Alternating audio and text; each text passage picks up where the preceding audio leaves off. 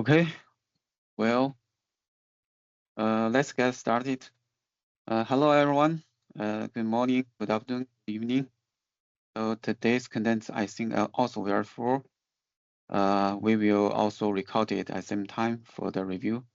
I'm Alex, currently working as a PM for the Azure CRI and the Azure PowerShell. I will be hosting this community call. So welcome to the July 2025 PowerShell community call. Everyone is welcome to join and discuss the PowerShell projects and its development. We have our agenda posted in the meeting chat and a link to the meeting discussion. So please feel free to look at. You can post the questions in the discussion issue or post in the chat group. And also please follow our code of conduct. So we really care about for the announcements. And also happy summer. I know many people are also taking a summer holiday, so welcome back. If you don't have a holiday yet, you can take a short break and recharge. Yeah, that would be wonderful. Okay, let's go ahead and dive in with our agenda for the today. First, Jason and sorry, first Jason and Xin, do you want to talk about Platts PS? Thanks, Alex. Well, I love your background. It's very summary. I just love that. Hey, folks. Before I get started with Platy PS, so Sean, give me a second here. Sure. A friend of mine sent me a message this morning. Matt Gill sent me a message, and it turns out his message was a work item. So thanks, Matt. I'm going to see if I can clear that work item before we talk about Platy PS. Later in this session, Stephen Booker is going to be by to talk about his just amazing experience at PowerShell Conference Europe. And I just want to say the feedback that I've gotten from that conference, wow, it sounded like it went off. It was just a fantastic conference. So congratulations to everyone. But before that, just to keep your summit minds a-going during this summer, July, I almost said holiday. It's not a holiday for me. I wanted to let you know that the PowerShell Summit North American has opened up their CFP, or their call for presentations. As a matter of fact, let me see if I can drop a link in here. And so if you would like to speak at PowerShell Summit North America, now is your time to get your submission in and start to select those. And folks, I think a lot of you, if you've been to this the North American Summit before, you know that what a great opportunity for folks to just present things about what they do and some of the solutions that they come up with. So if you're thinking about presenting, if it's something that you've been wanting to do for some time, now's a great time to get your submission in and all that kind of good stuff. So, okay, let's talk about Platy PS. Now, I'm going to let Sean talk mostly about Platy PS, but I just wanted to steal some of the highlights from him. So sorry about that, Sean. First of all, thank you for a lot of folks have been asking us about this. And I really appreciate the interest. So Platy PS is a tool that basically allows you to author help files in Markdown and then converts them to the necessary formats for updatable help. So it converts it to YAML, it converts it to MAML for get help, all of this kind of stuff. It is the primary tool that the content teams here at Microsoft use to provide you with that PowerShell documentation that you see on the Learn platform and all that kind of thing. Well, we've been working on this project for quite some time to improve that content pipeline. In fact, we've been working on it for years. And yesterday afternoon, we finally RC'd or released candidate to Platy PS, Microsoft.PowerShell.PlatyPS version 1.0.0. I just want to give a huge shout out to Aditya and Jim Truer, who really pushed the engineering on this, and especially to the content team and Sean for all of their hard work on getting us to this point. Now, let me just give you some information around this, and then I'll let Sean kind of dive in to talk a little bit more about what we've done. Now, we're going to GA here in the next few weeks, as soon as our internal partner kind of signs off with us. They've been testing with us all along. And in fact, one of the interesting things is I know for a fact that Sean has had to do some content work and that he has actually touched and updated over 60,000 documents for that uses this new pipeline. And I'm really impressed by all of that. Like I said, we are going to be GAing this in a few weeks. When we GA, because I know some of you have been really interested in this, we'll put a new README up on the repo. So we're going to open this up for contributions. Now, look, you're going to have to go through Sean's rigorous process of going through discussions to issues to PRs. Same kind of thing we like to do in PowerShell, but this will be much more rigorous because we need to be a little bit careful that we don't accept changes that are detrimental to our internal partner, because we don't want to like blow docs out of the water. But we are very excited about this, so we will open up the repo and that kind of thing. And one last thing before I hand it over to Sean to talk about PlatyPS is, not in this call, but if you get an opportunity, like at a conference or something like that, or maybe a user group call, you want to have some fun, ask Sean how the last and one of the most serious bugs got resolved as we were walking into RC. That, even today, is just making me chuckle. So with that, Sean, take it away, talk about PlatyPS. Good luck. Yeah, so let me drop some stuff in the chat here that we're going to talk about. So as Jason said, we've released RC1. It's actually posted to the gallery, so you can get it off the gallery. We have more work to do in the repository here, reorganizing the content, but now the main branch, we renamed master domain and actually renamed master to V1, and what was the V2 branch is now main, excuse me. And so all of the new content, all of the new code, I should say, for Microsoft.PowerShell.PlatyPS module is in the main branch. We are not doing any more development work on the old version that's in the V1 branch. It's there for historical reference. And I have a couple of open PRs that need to be merged to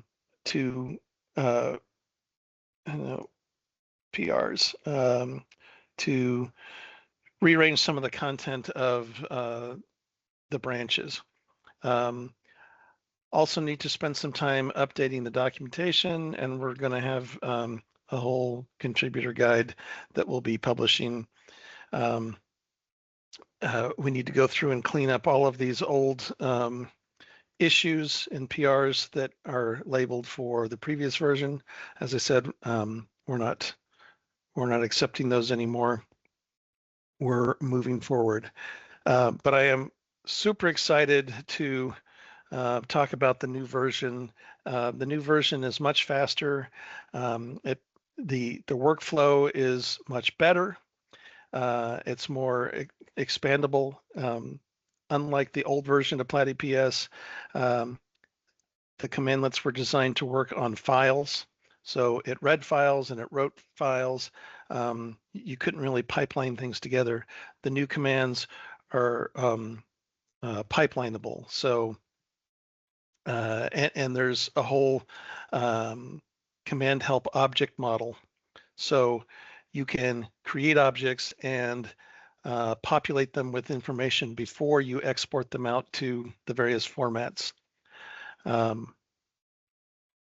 So you can now build tools and build your content programmatically. So the documentation you see here is mostly accurate, needs to be updated a little bit for some of the last minute changes. But what I wanted to show you, along with this release of PlatyPS, we've updated our publishing pipeline, and you may notice some changes in our reference content now. So some things that were missing that are now here. We have parameter set names, and This is very important when we talk about the parameters I'll show you below, but also they've updated the right-hand navigation here. It's expandable, and it floats with you, so you can jump down to an example as you scroll. It stays available here, so you can jump back and forth to the top and the bottom. And when we get into parameters, you can see that there's parameter properties now. These are the properties that are common on to the parameter for all parameter sets. And then where it says parameter sets here, this is collapsible. These are the properties of the parameter that can be different per parameter set. Let's take a look at my favorite, where object. It's the most complex because there are 32, the maximum number of parameter sets. And if we go down and look at the property parameter, you can see the property parameter applies to all of these property sets, and you can see the values of these different parameter properties for a particular parameter set. So things like position could be different. It could be named in one parameter set and positional in another. It can take pipeline input in one and not another, and so on. So much higher quality documentation with the new version. And while we're talking about docs, let's talk about some other things that are new in docs. You may have noticed some changes to the documentation site.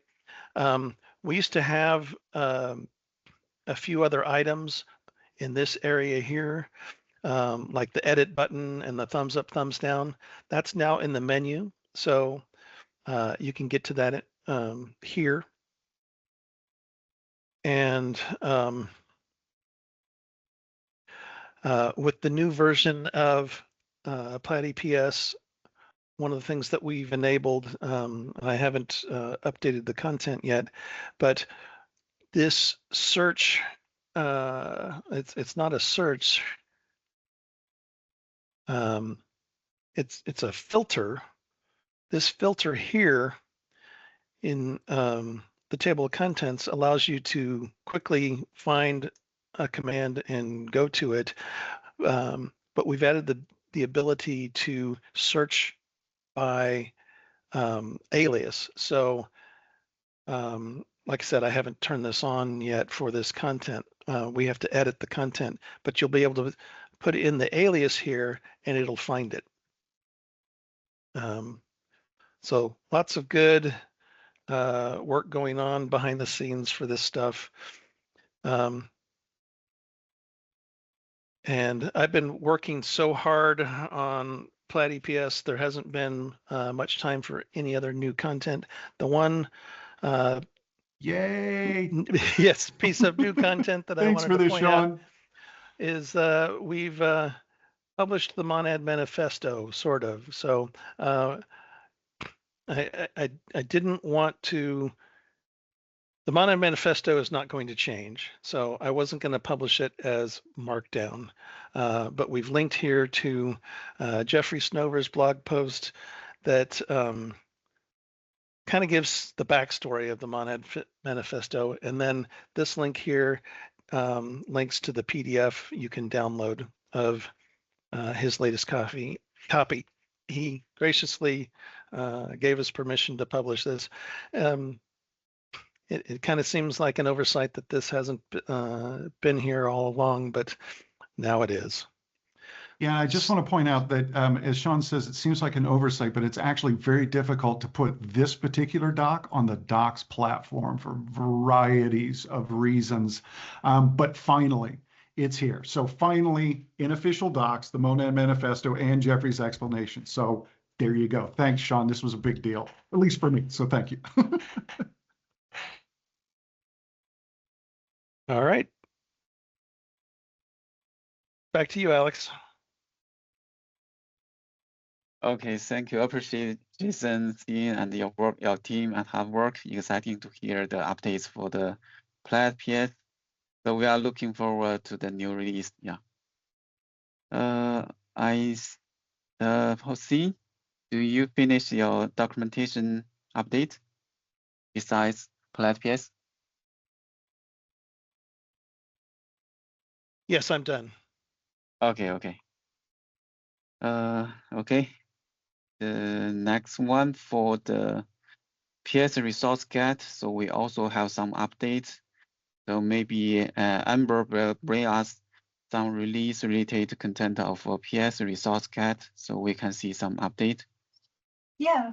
Amber, yeah. Yep. Hey, so I just have a quick update. We released version 1.2.0 preview 1 of PS Resource Get a few weeks ago. And the big thing here is that we now have dependency support for V3 repositories specifically for PS resources. So these are PowerShell like modules and scripts.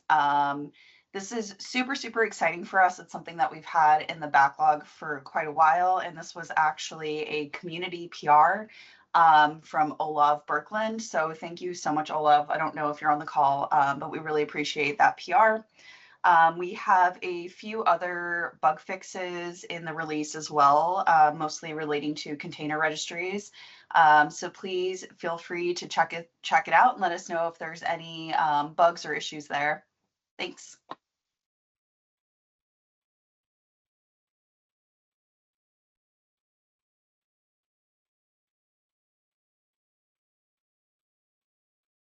You're muted, Alex. Sorry. Okay, very quick update. Thank you, Amber. The next one, we can go to the RFC from the Justin. I think this is the topic with the move PowerShell content out of the OneDrive scenarios. Okay, I will hand over to Justin here.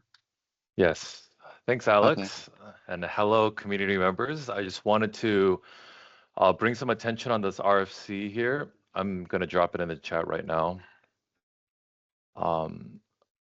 We've had a lot of good discussions on here. I think there might be some more suggestions or feature requests and things of that nature on this RFC. So this is the last chance. I guess the deadline for this would be by August, and after that, yeah, I'm gonna move on to coding it up and getting that feature ready for you guys. So yeah, I just wanted to bring to everyone's attention this RFC that's still open and give everyone a last chance to participate in this. Justin, could you talk a little bit about what the RFC includes? Oh, yes. So the RFC is like a design spec to move the PowerShell documents, which is right now in OneDrive, to the local app data or visible by the user. So and the reason why we're doing this is because the OneDrive documents location, it gets it gets auto synced into the cloud, and it kind of affects PowerShell loading time, and it could lead to like SFI incidents in case there's like some sensitive things with your PowerShell modules or contents that you have. So we're trying to avoid those SFI incidents and make it customizable for everyone. So that's what the RFC is about. It's just to lay out the design specs and like get people's input and ideas on how we should move this and what considerations we need to think about. So if you guys have any ideas about what it might impact or affect, then if we can outline it in the RFC now, then we can catch that sooner rather than later. Yes.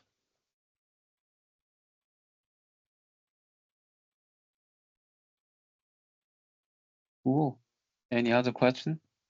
Yeah, any other questions about this? Yeah.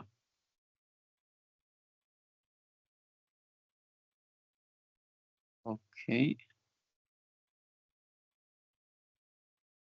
All right, thanks everyone. Well, yeah, I saw a question from the chat. Maybe Justin, you can look at. Okay. Last month we are still talking about the PowerShell conference EU. So, and it's end in the last month. So Steven, our best speaker, attend the conference and share the content about the PowerShell or DSE and also Azure CLI and PowerShell. So I can't wait to see what he shared and bring some new feedback from the participant on site. Steven, maybe you can go ahead. Yeah, thanks, Alex. Like Alex said, the PowerShell conference EU happened, gosh, was it 3 weeks ago now? This happened in Malmö, Sweden. We presented a bunch of really awesome topics around the state of the shell, SSH, PS resource get, PowerShell security, machine configuration and guest configuration, WinGet, and a bunch of other awesome stuff. I'll share a little, let's see, I'll share a little bit of photos for folks. The videos of these sessions are being processed right now. Just to give some ideas of what it was like there, it was a really great conference. I think it was about 300 people and attendees. Myself, Tess, and Anam from the PowerShell team went, and we presented the state of the shell, and we presented. Anam presented a session on PowerShell security, which was a really awesome session. Definitely look forward to the YouTube once you see it. And then Tess and I presented on SSH. We were also joined by Demetrius on the WinGet team, who presented about what's new in WinGet, and then Mutama on the guest configuration team or the machine configuration team, and presented about topics around that. I also shared about AI Shell, which I think is here. So yeah, Autumn talked a lot about enhancing trust in supply chain and container registry galleries, excuse me. And then I presented about AI Shell, and then we did some presentations on, oh, here's us as a team there. And then we did a podcast with Andrew Plaw, so that is actually published. So you can definitely go take a listen where we talked about PowerShell on the PowerShell podcast. Anam was doing a security talk around PowerShell security in general, excuse me. Definitely take a look at that. And then just a couple other photos and highlights from PSConf EU. The state of the shell, myself and the team presented, and we had a lot of great feedback. It was always great chatting with customers, getting a lot of chatting with community members, new and existing ones alike. We had a lot of great conversations, great feedback sessions, great times for tinkering. There was a lot of times we would just open up our laptops and just work out problems together. And so, yeah, it's also great because I've now met a lot of the folks I see on this call here. I can recognize some names now, which is always fun. And yeah, I think that was it. I don't know, Tess, Tess was also there, if she had any takeaways or anything she'd like to add about kind of a recap. But overall, it's a really great experience. We're always happy to attend this conference. Yeah, nothing to add on my side, Stephen, but it was really great to have the opportunity to meet everyone that was at the conference, and just want to echo checking out the recordings if there are any sessions that you didn't have a chance to attend in person.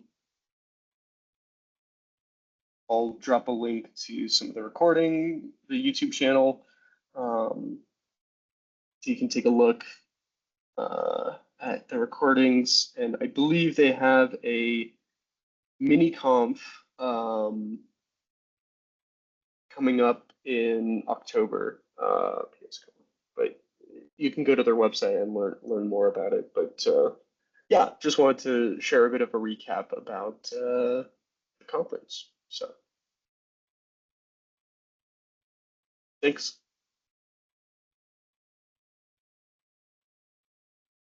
Thank you, Steven. I think on-site must be very, very great. So excited to see many familiar faces in the conference issue. Yeah. Great share. And so thanks. I think today's content almost present. Yeah, any other question? We appreciate your interest, and also we are happy. Welcome to discussions. You still continue the discussion in the GitHub discussion. Yeah. Okay, folks. If no more questions, we complete all the presentation of all the content today. I hope you have a wonderful beginning of your summer, and also we will see you next Alex, month. I think there's a hand Yep. up. Oh, okay. I saw. I hope I'm audible. I don't have a question, but maybe a question related to a suggestion. I don't see Damien here or someone from Azure PowerShell, so I'm not sure if I can just ask the question or basically the Alex works on perspective. Azure PowerShell too. Yeah, Oh, I okay. will do the So process. basically, in the Azure PowerShell modules, there is some coverage gaps, meaning, for example, if you deploy a data factory, then the test connection, when you create a link service, you cannot do it with PowerShell. Or if you deploy a Databricks, you cannot do private network integration using PowerShell. And so I was proposing, I pasted a proposal in the Teams chat, where if there could be like a coverage matrix or a coverage table that signifies that, look, we have coverage to do this with this Azure service using PowerShell or not, or point it, oh, there is a community model or something. So if the representative from Azure PowerShell is okay, I was planning to submit like a poll in this discussions repo to get some feedback from the community if this kind of a coverage table would be useful for the community. Yeah, very good suggestion. This is also our goal. We know we have some gap even between CRI and PowerShell, because sometimes maybe the CRI update first and then customer use the CRI first, and PowerShell update later is then service team maybe the priority or something like that. Currently, we are doing some work for the parallel for the CRI and PowerShell for different client tools. We want to have a horizontal view. CRI and PowerShell is the same level, but yeah, this is need some time. Currently, we have some internal table to show what's the gap between CRI, PowerShell, or even Terraform. So maybe next half year we can give you some updates for our work, just to compare the gap between CRI and PowerShell or between the REST API. Yeah, this is a very, very good point. We are also want to build this one. So are you okay if I submit a poll request in the discussions? Sure. You can send the discussion in the Azure PowerShell repo. I think that one is I fine. pasted that one. Oh, okay. Okay, cool. Thank you. Okay, thank you. Very good suggestion. Yeah. Okay. Anything else? Okay, if no questions, thanks everyone. I hope you have a good day. Have a wonderful beginning of your summer holiday. Yeah, see you next month.